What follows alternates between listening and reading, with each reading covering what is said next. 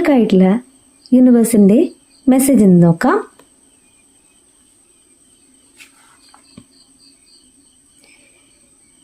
Beyond compare എന്നാണ് കിട്ടിയിട്ടുള്ളത്.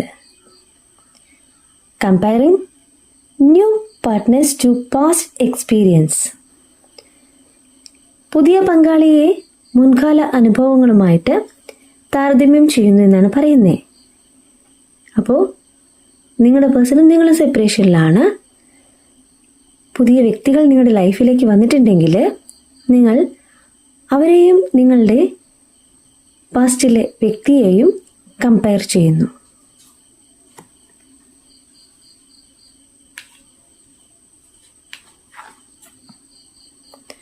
Second card timeless elegance എന്നാണ് കിട്ടിയിട്ടുള്ളത്.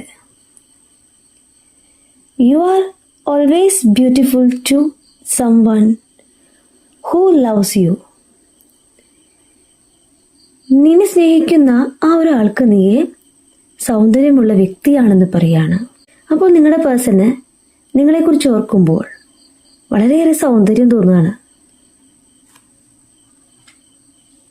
നിങ്ങൾ വളരെയേറെ സൗന്ദര്യമുള്ള വ്യക്തിയായിട്ട് തോന്നുകയാണ്.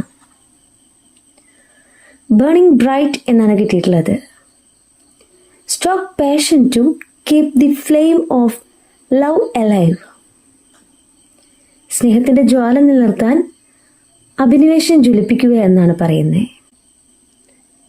നിങ്ങളിലേക്ക് നിങ്ങളുടെ പേഴ്സൺ തിരിച്ചു വരുവാനായിട്ട് ഒരുങ്ങുന്ന ഒരു നിമിഷത്തെയാണ് കാണിക്കുന്നത്.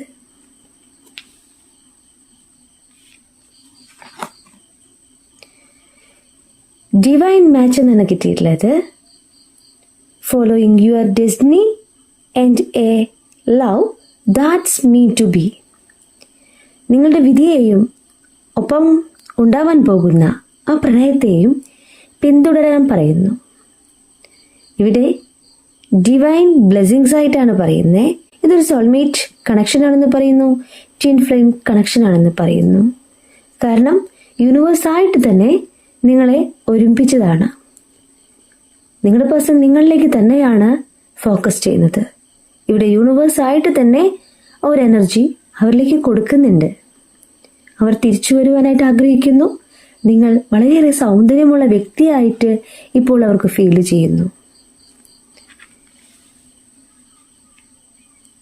യൂണിവേഴ്സ് നിങ്ങളെ ബ്ലെസ് ചെയ്യുന്നുണ്ട്.